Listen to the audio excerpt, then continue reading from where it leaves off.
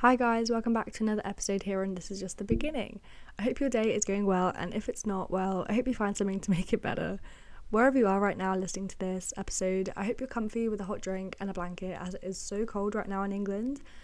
And I guess my drink of choice today it has to be a homemade pumpkin spice latte with my new Nespresso machine, because honestly I save so much money from making coffee at home, and I used to go to Starbucks almost every day when I was back in sixth form. So getting a coffee machine is step one to saving money, even though obviously it costs a lot with the machine and buying the pods. But I'm on an Nespresso subscription, and I got like 50% off for my first year, so it's definitely saving me a lot of money through that. A little life update for you. I am cold. Have I said that yet? It is so cold in October, and people keep talking about how warm October has been. Yes, I believe October, like the beginning of it, is always really warm. Because I remember that every start of like the hockey season in September, October, is always so hot playing hockey. And I don't know like if you guys play sport, if you like can agree with that, but then suddenly it goes like it has now, like really cold. And yeah, I think there is a delay this year with like how cold it's got, but it is cold, and it usually happens. I don't know why we keep saying like, oh my god, it's suddenly gone really cold, or oh my god, it's suddenly like it's been really hot in October. Like it always happens, and I don't know why there's such an emphasis on it this year, because it always bloody happens. So why are we going on about it? I don't know. But I'm freezing right now, and my radiator wasn't working, but now it is, so I'm in a much happier mood. Another little segment on my life update is that I'm really trying to grow my socials right now. I don't know if you've seen on my Instagram, my TikTok, I'm really trying to post so much, because I just really want to grow it, just for kind of my own like hobby, and not really to make money from it, but just really to keep it going, especially with my podcast, my blog. I keep trying to, I want to monetize my blog eventually, but I don't know how long that will be to do it. That's why I'm just posting so much every day, because I just want something to happen from it, basically. And if you don't know, I do have a new Instagram account. It's called ED Wellness Diet, and it's kind of all about ED recovery and tips that I wish I'd known when I started recovery, because there was no help at all. So if you kind of in the same mindset that I was, definitely go over and follow it. And even if you're not in an ED recovery, or you've not had an ED, it's still really useful to know, because I talk about things like diet culture and things that we should not be hung up about, like body image, body dysmorphia, stuff like that. Like I share a lot of content on there, so there's something for everyone, I think. I also started therapy yesterday, kind of on par with what I was just talking about with my ED. Like, honestly, I've been putting off therapy for so many years, and like I did kind of have a bit of therapy with like my ED services in Worcester, but they were bloody awful, so it did not help that much, and I had a really bad experience with them, so it did put me off therapy for quite a while. But I started yesterday, and I'm really enjoying it, even though it's only been one session. But I learned things that I wouldn't have learned, and kind of like having a new perspective from like a different person that doesn't know me about everything. It's definitely helping, because I just talk about my problems to a lot of people, to you guys, to my boyfriend, to my parents, to my family. Like, so it's someone to like have as an outlet, so I don't have to keep talking about everything to like my boyfriend, because I talk about a lot to him, so I feel bad. So I think having a therapy like session like once a week is definitely going to help with that. And I kind of want to do it where I have like a therapist for quite a while, just because I want to keep taking things over, and I'm not going to like solve something for like 6 sessions. I'm going for like indefinitely, if you know what I mean. But I definitely would recommend therapy. Like, yeah, it is expensive, but it's so worth spending that money on healing yourself, rather than spending it on like drinks in a club or on clothes and things like that. So therapy definitely is like the ultimate form of self-care, if you ask me. Okay, so now moving on to the episode, and you probably know from the title, today we're going to be talking about kind of navigating life in your 20s. And I know that I've only kind of just turned 20, but I feel like from what I've learned so far that I can really give a lot of insight in this episode, and I hope it helps a couple people. Like, I've been speaking to a lot of my friends recently, kind of about various things connected to this kind of, and they kind of say things like, I don't know what I'm doing with my life, or I have nothing planned and I'm so far behind everyone else. And I just think, first of all, why are we comparing ourselves to other people? We are all on our own paths, and some of us want to know what we want to do from age 12, like me, and others have no clue until something happens, and both of which are fine, and being in the middle of all that is fine, and no one fits into one bracket with this. I'm just saying that as an example. Like, we are all on our own paths, so why do we keep kind of trying to compare ourselves to other people? Like, oh my god, that person is doing so well, I want to be like her. And you can't be, because you haven't gone to uni, for example, or I don't know, like, I don't know why we still compare ourselves to so many people when we don't know the story of how they got there as well. But a brilliant example of this, I think, is definitely me. Because, yeah, I thought I knew what I wanted to do from age 12. As I've spoken about before, I thought I wanted to go to uni. And, yeah, throughout my whole life, it's like at school, I was like, yeah, I'm going to go study languages at uni. I then want to, like, get a first in my degree and then go work for, like, GCHQ, the EU, the UN, kind of stuff like that, where languages are, like, really important. With translation or being a spy. Like, I wanted to learn Russian, but I dropped that as soon as I got to uni because that was on my original course with Spanish and German. But then I got there, I was like, that's a lot of work, so I didn't learn that, and I do regret that. But I mean, I've dropped out anyway now. But yeah, like, so look at me now. I hated uni, and I thought that I'd love it because I saw videos and vlogs of people who went to uni when I was like age 12, and they were older obviously, and I was like, oh my god, I love uni, like romanticized study dates and going to a coffee shop, going out at night, having loads of friends. And although I did all those things and I love doing all those things, I hated uni, and I still don't know why, but I just think it's just because my dreams changed, and that's fine. Like, your dreams can change. Like, if you think you have a whole plan set out and then it all crumbles down because you don't actually like it, that's fine. That's exactly what our 20s are for. Or when I say 20s, I kind of mean from like age 18, like early adulthood. That's what I'm kind of getting at here. That's why I can shed some light on this topic, because I'm like, I think your 20s are defined as like when you leave school, which, even though it doesn't make sense, like, you know what I mean, it's kind of like from age 18. So that's why I can talk about this. But yeah, like, now I've dropped out of uni, not knowing if I am going to go back and complete my degree or go do another degree or get a bigger job. I don't know. And now I'm in a completely different field, and I never thought I would be in this field because I never thought I could be. But I'm in social media, I'm in content creation, and, you know, 10 years ago I was like, you cannot get a job working for a brand just to post stuff on Instagram. Like, that's not a job, and it is. I'm literally there right now doing it, and I just love my job so much. But the question is, am I scared? Yes, I'm scared every day of, like, not knowing what I'm going to do with my life in the future, where I go from January when my job ends, if my job will keep me on, if I'll continue in this field, or if I'll go into a different thing. And yeah, I still compare myself to others on that as well, because I see other people who have gone to uni and they've finished the whole thing and then they've got a great job afterwards. Like, my brother and his girlfriend did that, and now they're living in London, of all places. Like, how do you get to that stage in your life when you can just go and live in London? They're living their best life there, and I'm a bit jealous of that because I don't think I'm ever going to get that chance to kind of like finish uni with my boyfriend, because my boyfriend is 2 years older. He's going to go do his masters next year, so I get a bit jealous in that way, like the next step in my life with like moving out with my boyfriend, etc. But I don't really want to talk about that in this video because I can go quite deep into that, because I feel like I'm at that stage already, but in a relationship we're not, if you know what I mean. So I just always want to plan my next step, and the fact that I don't know what job I'll have next and all that, it is scary when you get to this kind of age. But I am glad I dropped out of uni. Like, that is something you have to learn. Like, if you change one thing in your life, like if you drop out, for example, don't regret it.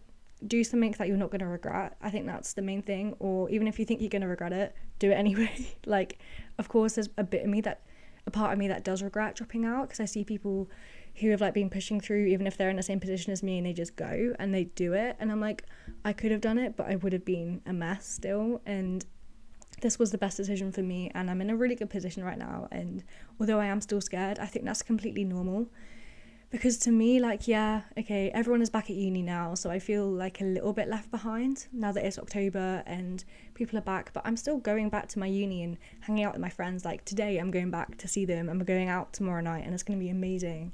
And I still go to visit my sister at her uni with her friends, and I'm still in that bubble. Like, I don't want to leave that. I don't want to kind of segregate myself from everyone else, because I know that that's when I'll get really sad if I'm not seeing people and not being social. Because when I am social, it tends to be just with my boyfriend, because again, we're both living at home, so we're not with our individual like uni friends, because we went to different unis. Like, he's living with his parents, I'm living with my parents, so we're kind of in the same position where we just kind of see each other. We don't really see our friends anymore, and then that's on a weekend. So I don't know about him, but I feel quite lonely, the fact that, yeah, of course I always want to see him all the time, but I'm not seeing like a big group of people all the time, because if it's not that, it's with my best friend from home as well, you know what I mean? Like, I'm only hanging out with one person at a time. So I get kind of why I feel this way, where I'm like, oh, I feel a bit left out because I'm not with a group of people like you are at uni, like with your housemates, with the society, with your course mates. Like, I really do get that. But in my opinion, I think it's good to feel that I'm a bit left behind, and like feeling like an odd one out is usually a good thing, because that means like you're not following the herd, like you're doing things for yourself. And yeah, so go you, like that's amazing, because so many people just fall into this like cookie cutter shape where they just kind of go along with the expectations and the pressure in front of them. They don't really think, oh, I don't want to do this. They do it just because, like, especially with going to uni these days, like so many people just do it just because they feel like everyone else is doing it, and then they look back and think, oh my god, that person didn't go and she's doing really well, like I didn't have to go because I hate it, you know what I mean? Like, especially at the school I went to, there was so much pressure on us to go to uni, and we had kind of no other option. So I have friends, like I'll talk about my one friend now actually, which is where I got like the inspiration from it. So my best friend from school didn't want to go to uni. She had that in her mind for a good few years before we had to decide. Our school kind of made her apply to unis even though she knew she didn't want to go. So she still had to do like the kind of finding a course even though she didn't want to go. And she just wasted so much time on that, and they wouldn't like understand that she does not want to go to uni. But she didn't go. She did a gap year. She travelled around South America. She did incredible things. And then up until now, so I mean, I think it's been like the past year, probably longer than that actually, she's been oh my god, what's it called, like a carer for this guy, and she's kind of loved it because it's good pay, but then she hates it because it is really challenging, and now she's at the stage where like she's not doing that for the rest of her life. She's done that now just to get some money because her aunt was the supervisor for this job. So she said, I've got this job, do you want it, it's good pay? She said yes.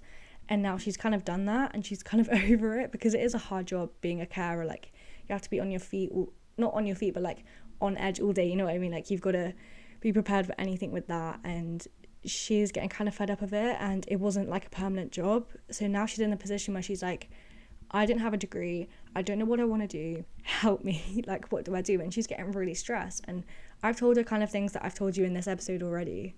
I'll read you out the text message that I literally just sent her. When she was saying like, oh, I'm really annoyed that I didn't manage to apply for jobs on time, and I don't know what I'm doing, and I just don't know what I'm doing. And I replied with saying, she turned 21 yesterday as well. So I said, you're only 21, do not worry, your 20s are for finding out what you want to do. And I was like, look at me, I'm on not a lot of pay for my job, I dropped out of uni for God's sake, so nothing is set in stone, please don't worry about it, something will come up, and if you don't like that option, you can do something else again and again. And I think, I mean, she's not responded, but hopefully she kind of calms down, because it is a big thing not knowing what you want to do. But I'm just kind of there like, I thought I knew what I wanted to do and I dropped out of that, so I'm in the same position. I'm kind of a step behind now. But I get that she is scared because all of our friends are at uni right now, so I should go over and see her, seeing as it was her birthday and she's got a lot to talk about as well. So, but yeah, I feel like in this position, like, just don't worry about what your friends are doing or what your parents were doing at this age or what your siblings are doing. Like, we're all going to find our own successes in our own time, on our own path. And it's completely normal to feel scared about all of this, about not knowing what you want to do next, whether you've just finished school, you've just graduated. Remember that we are kind of all in the same position, whether we've gone to uni or not. And it is scary, but something will come up. You just kind of have to wait for your turn to shine. And I'll talk a little bit about this in a second. In your 20s, everything's about self-discovery, in my opinion.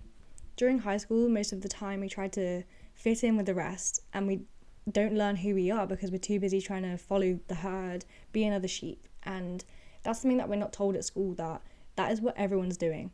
So we all follow the crowd, we all go to uni, we all don't go to uni. It depends what the trend is at that time at school, you know what I mean? And I guess that we do kind of feel lost when we leave school because we've used so much of our energy trying to fit in and be like everyone else. So no wonder we do feel this kind of like depleted feeling after we leave. So in my opinion, I think that your 20s are the time to work out what you really want, what you like, and most importantly, who you are, and what things motivate you, what push you forward, what makes you want to do well in life. Life becomes so much clearer when you have this kind of good grasp on your identity. And to some, this may sound silly and useless, but it's really not. Like, learning to heal that relationship you have with yourself, as I say all the time, is so important. And this is exactly what your 20s are for. So don't waste your time just doing what everyone else is doing, because that might not suit you. And do things that you want to do only for you, whether that is go traveling for 3 years and not live at home, just live out of a backpack for 3 years. What is wrong with that? You can do that. If that helps you find yourself, do what you want to do to help you find yourself. Because as soon as you've learned that, as soon as you've learned, okay, this is who I am, you will then find things that align with who you are, like a job, or I don't know, like a new hobby, something like that. Like, obviously a lot of your life is about money. You have to earn money. So what job do you want to do in that? And that is so scary to think about, because you're like, I want to do this job, but it doesn't pay enough. Like, I want to have money when I'm older. And of course you have to think about that, but you've also got to think about what's going to make you happy. And I know everyone always goes on about that money doesn't buy happiness, but it does in the end. And I think that is my opinion on that. But you have to have money to do things you want to do, in my opinion, if it's material things, I guess. But you don't have to have money to do things that you've dreamed of, like volunteering for a charity. That's something that I want to do. I know that's kind of a cliche thing, but I really want to volunteer in the future, and you don't need money to do those things. But to do things that people generally want to do, like hire a boat, buy a sports car, you need money, you need a good job, and that is scary to think about. But as soon as you kind of find out who you are, I think that you can definitely so much more like easily find that kind of job that you want, because you know what you like doing, and that job has to align with what you like doing and who you are, basically. Now let's talk about pressure. We all feel it, especially at this age where we're like supposed to have our whole lives figured out, but none of us do. So why are we still trying to push ourselves to straighten out our lives?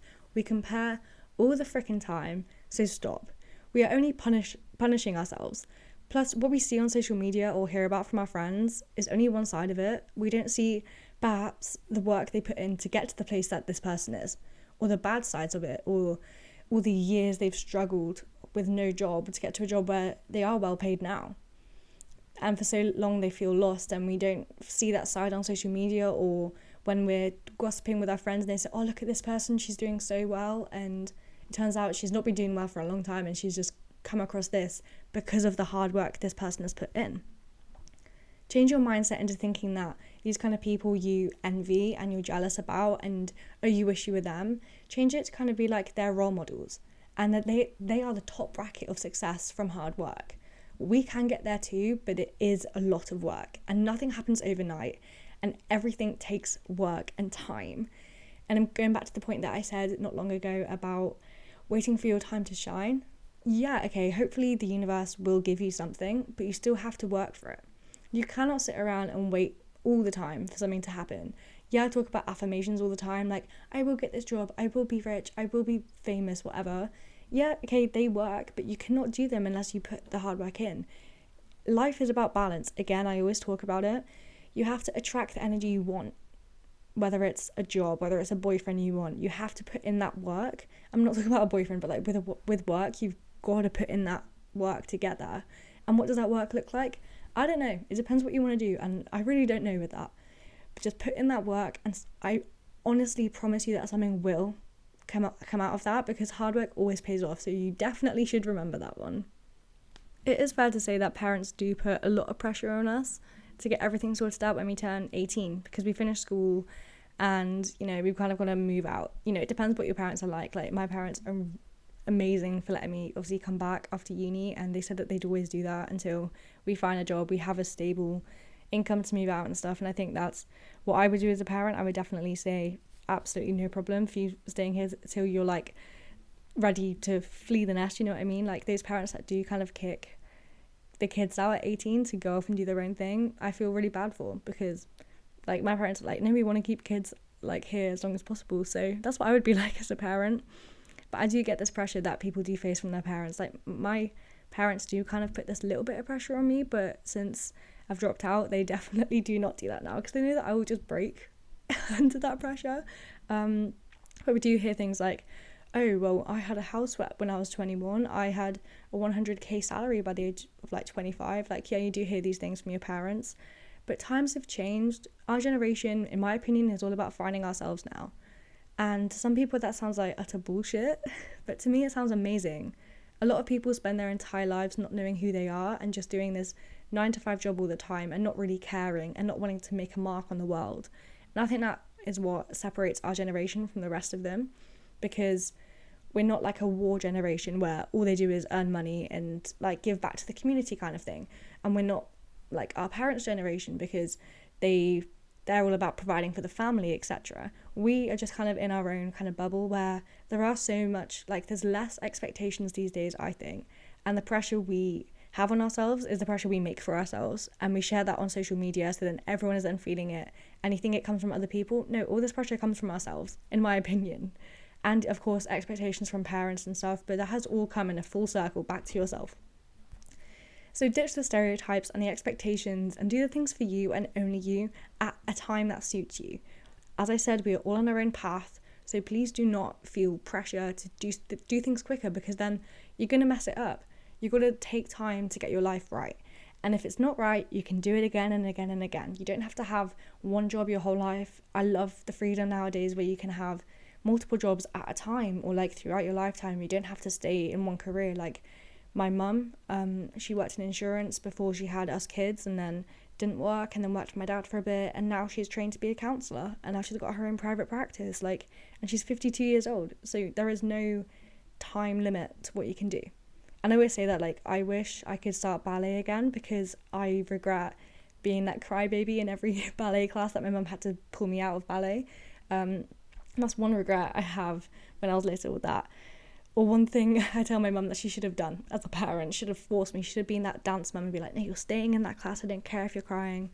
And I say that it's never too late to start anything, and I really want to start ballet again, but I think that kind of thing you can't start at this age. You've got to be doing it from when you're little if you want to be good.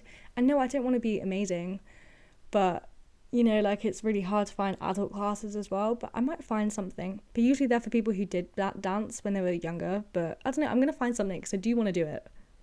I went off on a little tangent there, but ditch the comparison from your mind. And like, so what if your sister, your brother, your friend, your boyfriend, your cousin, whoever, so what if they're doing better than you? You are on your own path, and soon you will also find things that work out for you. The conclusion here in this episode is, if you don't know what you want to do, what do you want to do? Okay, this is the biggest question of this episode, I think, and this is where you have to start working on yourself.